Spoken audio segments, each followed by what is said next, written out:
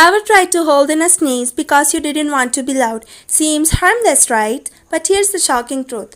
Welcome back to Holopedia. Let's learn, heal, and live better. Let's have an eye on what's happened when you hold a sneeze. When you block a sneeze, the pressure in your nose and throat can shoot up to 100 times higher than the normal. That force is pretty enough to rupture the blood vessels in your eye, burst your eardrum, and in rare cases even cause brain vessel damage. Your body sneezes to expel germs and dust. Holding it in is like shaking a soda bottle and refusing it to open. So next time you feel it coming, cover it up but let it out. So let's your sneeze out today. See you tomorrow.